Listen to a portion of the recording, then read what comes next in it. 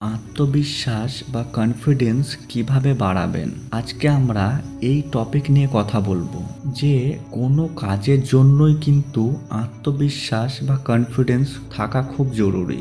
নিজের মধ্যে যদি আপনার কনফিডেন্স থাকে তাহলে আপনি দেখবেন আপনি সব জায়গাতেই বা সব কাজেই জয় করতে পারছেন।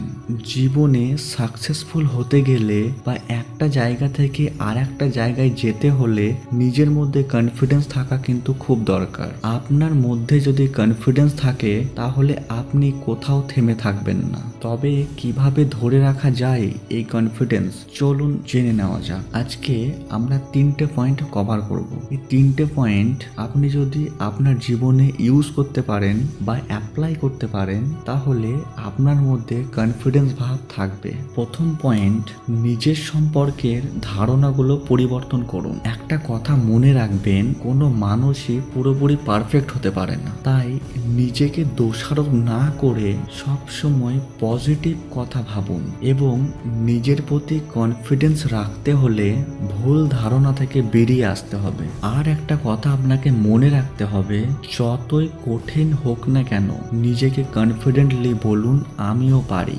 দ্বিতীয় পয়েন্ট, প্রত্যেকের জীবনেই লক্ষ্য থাকা দরকার এবং আপনার জীবনেও একটা লক্ষ্য রাখুন যে আপনি কি করতে চান জীবনে, এবং আপনাকে কনফিডেন্স ভাবে পরিশ্রম করে নিজের লক্ষ্যে পৌঁছাতে হবে। এই জন্যই আগে নিজের লক্ষ্য নির্ধারণ করুন এবং সেই লক্ষ্যের দিকে কনফিডেন্স নিয়ে একটু একটু করে এগিয়ে যান। তৃতীয় পয়েন্ট, একটা কথা সবসময় মনে রাখবেন, মানসিকভাবে যদি আপনি কখনো ভেঙে পড়েন তাহলে কিন্তু আপনার কনফিডেন্স কমে যাবে। তখন আপনার মনে হবে আমি বোধহয় পারবো না বা আমাকে দিয়ে হবে না। এই সব নেগেটিভ চিন্তা কখনো করা যাবে না। এই সব চিন্তা মাথায় যেন আপনার কখনো না আসে।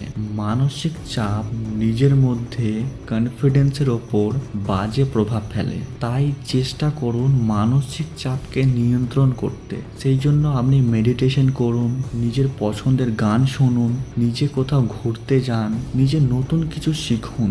জীবনে শেখার তো শেষ নেই, তাই আপনি যত শিখবেন আপনার মধ্যে স্কিলস তত অ্যাড হবে। তো এই 3টে পয়েন্ট আমরা কভার করলাম। এই 3টে পয়েন্ট আপনি যদি মেনে চলতে পারেন তাহলে আপনার মধ্যে কনফিডেন্স ভাবটা কখনো যাবে না। আর একটা মানুষের কনফিডেন্সই এমন একটা জিনিস যে ওই মানুষটা সব কিছু করতে পারে। এই ভিডিওটার সেকেন্ড পার্ট আসবে, আপনারা শুধু কমেন্ট বক্সে গিয়ে একটা কমেন্ট করে দেবেন। Thank you.